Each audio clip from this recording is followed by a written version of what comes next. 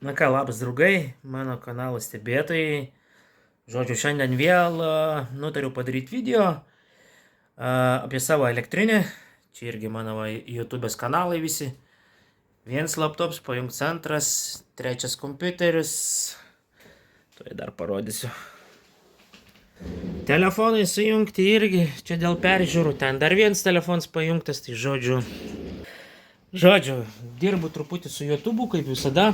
Bet sakau, šiam video ne apie tai. Tai dabar parodysiu apie savo elektrinę. Tai šiandien dar gavau žinutę, kad įspėjimas informuoja lapkričio 26 naktį.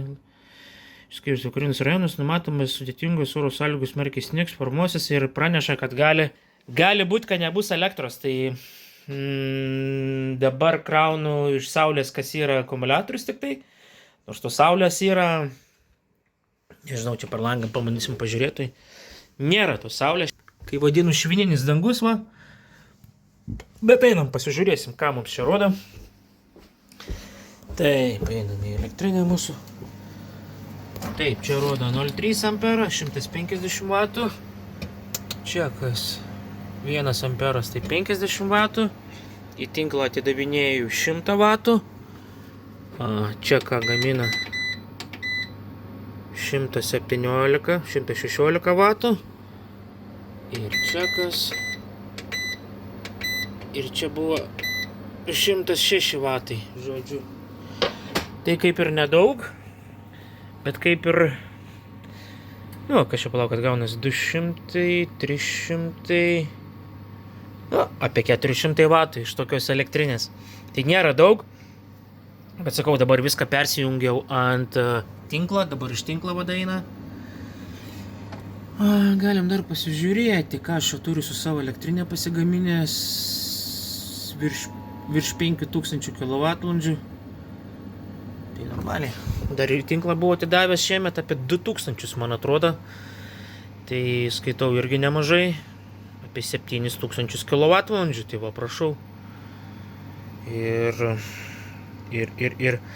na aišku, dabar būtų optimaliausiai tai generatorių, bet, nu, jo nėra, kaip ir visą laiką pas manęs buvo kažkada, bet dabar jo nėra, mes kadangi kraustysim į sodybą ir aš čia sodė nieką nedarau, bet yra ten katiliniai pas mane, 12 voltų dar sistema padaryta, kur cirkuliacinis siurbliukui pajungta yra, tai va tenais, dabar konstruoju kaip tik mažą vėjo generatorių. Vieną patį generatorių, ne 12, o 48 voltų. Vienas žmogus yra užsakęs, kad pagaminčiau, tai dabar gaminu aš jį. Bet 12 voltų generatoriukus, kaip ir minėjau, prieš tai 48 vieną pagaminti reikia. Ten perkomutuot reikėtų, tik tai yra atiduoti žmogui. O iš riedžio gaminsiu 2 generatoriukus ir vieną savo, vieną galvoju galbūt kažkam parduoti, ar galbūt kažkas į kažką keisti norės, gal kažkam 12 voltų reikės generatoriaus nedidelę, ten jisai bus apie 200 vatų, sakykim taip, daugiau tikrai nebus, nu, bet jis bus tikrai geresnis negu kinietiškas.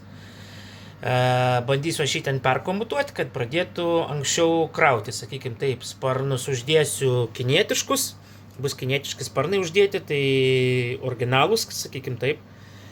Ir stengsiuos dabar šį kartą daryti kuo lengvesnį konstrukciją, kad kuo lengvesnis būtų, kad ten pats generatorius svertų, nu, maksimum 5 kg. Tai va, toks mano tikslas yra. Ar man pavyks, matysim, ten stebėkit mano sekančius video. Dabar truputį laiką neturiu kada prieiti, tai nutariau bent jau šitą video padaryti apie elektrinę. Nu kaip, mano elektrinėje viskas kaip ir gerai, žiema realiai atėjo, nu dar kaip ir ruduo, bet aš jau vadinu žiema jau vis tiek. Panelės saulės moduliai apšalę laukia yra, galėsim to nueiti pasižiūrėti ir švininės dienos prasidėjo. Čia buvo keletą dienų, taip linksma buvo, tai netgi elektromobilius krovau savo iš elektrinės, tai taip jau faina buvo. Bet yra kaip ir, tokia gamta ir tu prieš ją nepapūsi. Gerai mes turim prikaupę, kaip sakau, į tinklą ir dėl to aš per daug nepergyvenu. Tai ką, eisim į lauką, pasižiūrėsim, kaip saulės moduliai apsniegė turbūt. Video didelį nedarysiu, iki 8 minučių. Ir tiek, gerai, einam į lauką ir pažiūrėsim. Tai kaip sakau, apsnygę, nieko daug neduoda. Na ką, einam dar pažiūrėsim vėjo generatorių. Į mano mini dirbtuvykės. Taip, atėjom. Va, bus tokia labai paprasta konstrukcija. Čia dabar biškai testuoju. Su apsukom. Čia kontrolerį esu pajungęs dabar, akumuliatorių prijungęs. Tai nežinau dabar kaip čia patraukti. Nu dabar netrauksiu kol kas, sakau, žiūrėkit sekančiuose video, būtinai parodysiu viską. Tai čia tokia įstatys dvi galiavietės, vieną apačioj, vieną viršui. Ir persikiš tiesiog va šitą ašis, viskas. Ir prisivirins prie stulpą. Viso. Ir uodegą dar padarysim ir užsidės dar ant viršaus toksai dangčiukas, nusidažys. Ir atrodės visai simpatiškai. Tai va, toks tas video mano šiandien turbūt.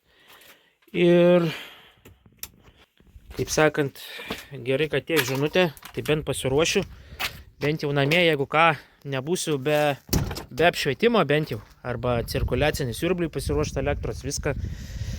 Tai gerai, kad taip ateina ir pasiruoškite ir jūs, kaip sakant. Savo elektrinė vis tiek savo lieka, kaip sakant. Jeigu tinklas ir nebeveik, kažkokį rezervą vis tiek savo turi, kad ir žiemą. Kažkiek vis tiek tuos akumuliatorius, aš jau bent jau stengiuosi visada juose palaikyti, kad būtų ir kaip sakant, nelik be nieko. Tai va, toks video šiandien. Iki visiems. Būtinai like, pakomentuokit ir iki sekančių video. Iki. Dar, draugai, truputį nepaminėjau, tai žodžiu, gal žinote, kas parduoda elektromobilių bateriją, bet ta prasme, kad būtų už protingą kainą, nebūtų ten kosminė, nes, šiaip elektromobilių baterijų pardavėjai dažniausiai prašo už naudotą tokią kainą, kaip galima nupirkti naujas celės.